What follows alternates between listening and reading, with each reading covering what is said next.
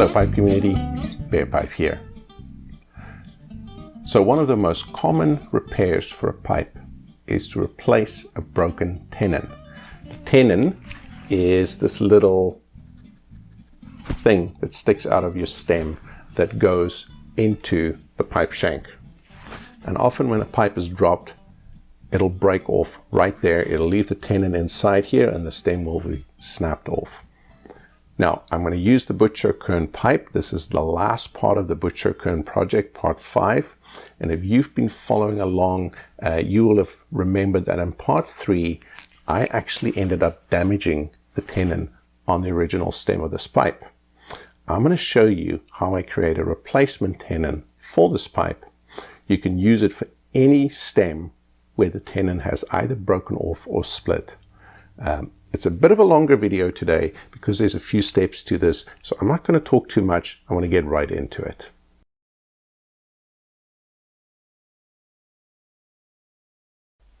This is my jig that I've created in order to drill a tenon. You start off with a Delrin rod. It looks like this, solid rod. And the trickiest part of this whole thing is to drill a hole through that is centered. And that can be pretty tricky if you don't have a lathe, which I don't. And of course you can go and buy a lathe, but that's going to cost you maybe $300, $400, $500 to get even a small lathe. So I've just made my own little jig. And this cost me about $35 when everything was said and done. So what I got, I went to the recycling center, got an old drill that was burnt out, took the chuck out from that drill. There it is.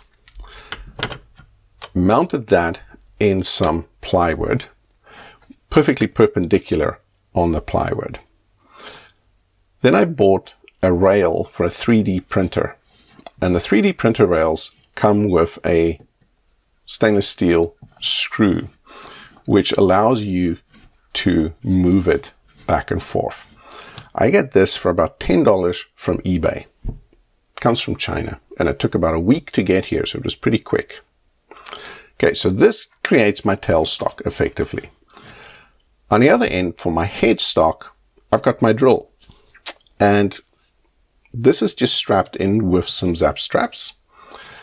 I don't have long ones right now, so I've just made up long ones by combining a bunch of short ones, which is something you can do. Now, how do you get these aligned? Before I strap this down, I put a drill bit in there, bring it forward as far as you can, then tighten this guy like that, and then I strap these down. So what I've done with doing that is these two are now positively engaged. They're always in a straight line with each other. That sets the position of the drill. That allows me to strap this in really tightly, and now I have a perfectly aligned drill with a tailstock. And now it's very easy because I can use this as my tailstock. I can push this in and out as I need. And on this side, I can mount the bit of Delrin rod that I need to drill through. And that way, you can drill yourself a nicely centered hole.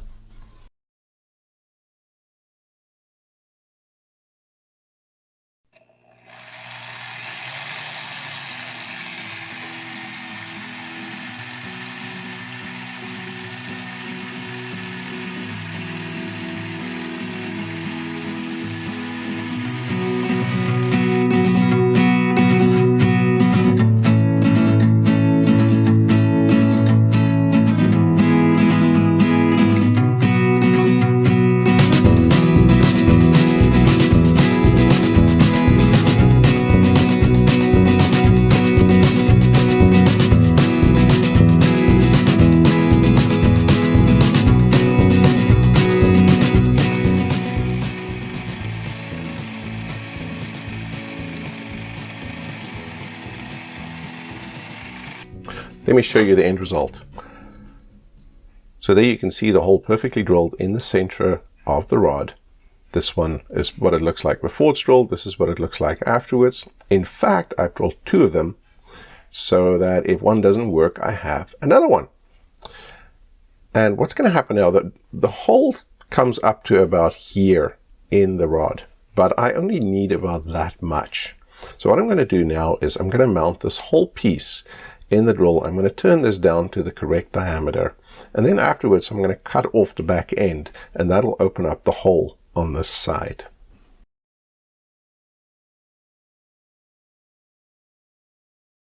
Okay, so we're going to start off by using a rasp, fairly rough work. Then I'm going to go to a file to smooth it over, and finally a sanding pad to do the fine work. I need to take it down from 9.5 to about 8.5 millimeters, and I have here just over 24 millimeters that is fileable.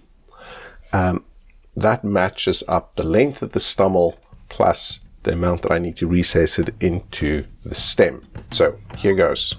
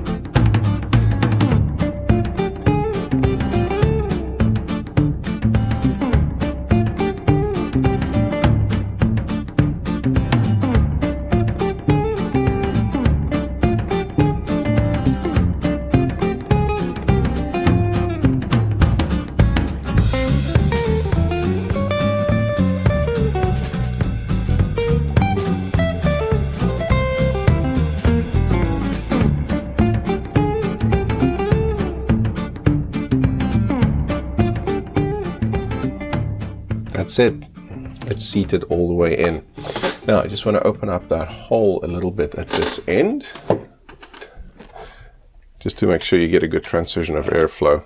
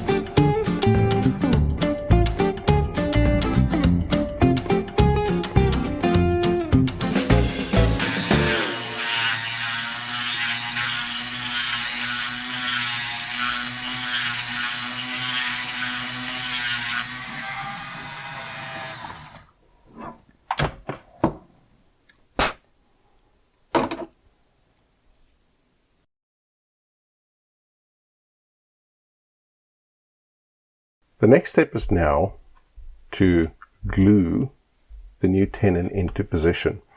Now, before I've done anything else, I've just done a little bit of masking here at the edge of the pipe because I don't want any glue to get into the pipe.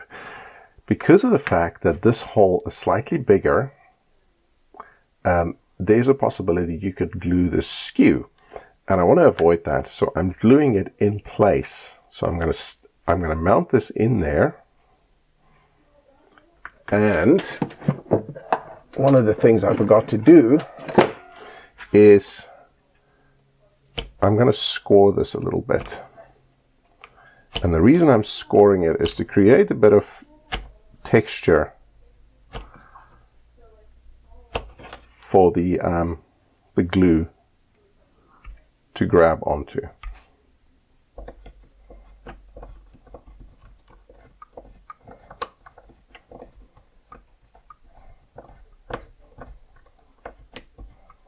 There we go. Okay, so the glue I'm going to use is Weld Bond from JB Weld. This is a very tough material, and that's the position I'm going to glue them in so that they're pretty much aligned. And then I'm going to have it hang like this so that none of the Weld Bond runs into the pipe. Weld Bond is an epoxy. It dries in a gray. And I'm going to make sure that at the very top edge there's a little bit of a gap left, because I'm going to fill that in with some black super glue so you don't see the Weld Bond at all.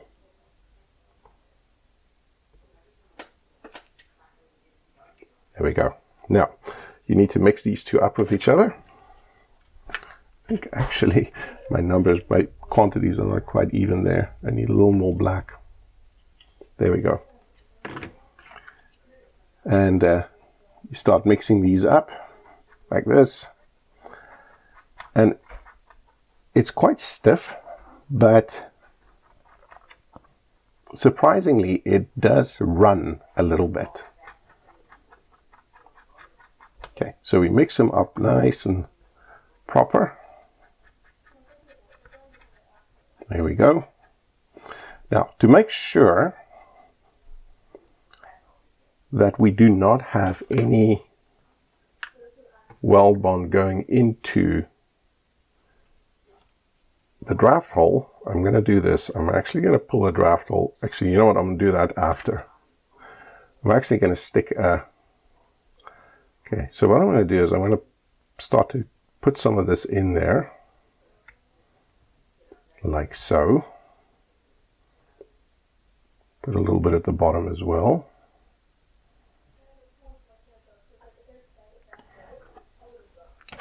And we're going to stick this in like that. And I'm going to put this through the draft hole to make sure that nothing has gone through. And to make sure this stays in place, I'm actually going to tape it up.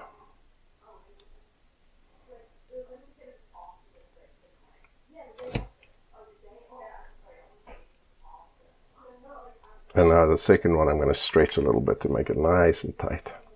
Okay, so there it is. And now I'm going to let this sit for a couple of days. And then we'll see what happens.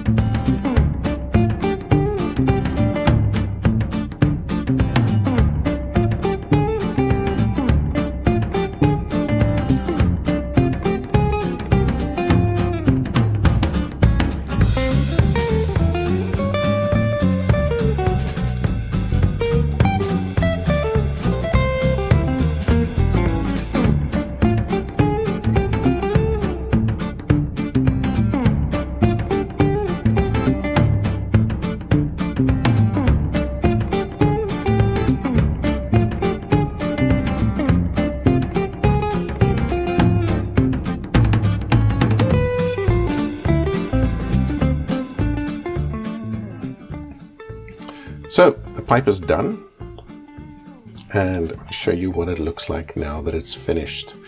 And you can see there the stem is fitting in quite nicely into the pipe. I left the briar unfinished the way that the original Supermates was made. So the briar will discolor naturally over time and will get darker. I ended up doing a slight repair here on the meerschaum because of the fact that this little flaw that was naturally in the meerschaum there was getting bigger and bigger as I was working with the pipe, and I was getting a little concerned about that. But let's get to the stem, because this was what this video was all about. So you can see the stem has now been polished up and cleaned, but most importantly, it now has a proper fitting tenon, which is nice and tight, but not too tight. Surface of the tenon, I deliberately leave a little rough because of the fact that you want it to have some grip. But here's the interesting bit I do want to show you. That was the original tenon, and it would sit like that on the stem. And you can see it's actually a little shorter than the new one. And what I discovered was that when I measured the inside of the stumble, that the original stem didn't actually have a long enough tenon and wasn't seating properly within the pipe. Now what that does, it creates a disturbance in the airflow within the stumble because you have a little pocket that's a little bigger in there, and that actually impacts the quality of the smoke. So when I replaced the tenon, I replaced it with one that now seats properly all the way to the bottom of the stumble so that the smoke would hopefully be improved. Now, this pipe I am not going to put back into the market. I'm going to keep this in my collection because of the fact that I don't have a meerschaum. So it'd be my first one, and I quite like it. And I'm quite curious to see how this wood starts to change its color over time as I use it, because of course that's part of the appeal of a natural briar, is that the oils from your hands will eventually start to color it. And it's already happening a little bit. I've been handling this by the bowl over the last couple of weeks, and you can see it's starting to get a little darker on the bowl than it is here on the bottom of the stumble. So that's it for this pipe. It's all done. Quite happy with the way it came out. Thank you for watching. Thank you for commenting. Thank you for all the feedback. And I hope you enjoyed this one. Till next time, goodbye.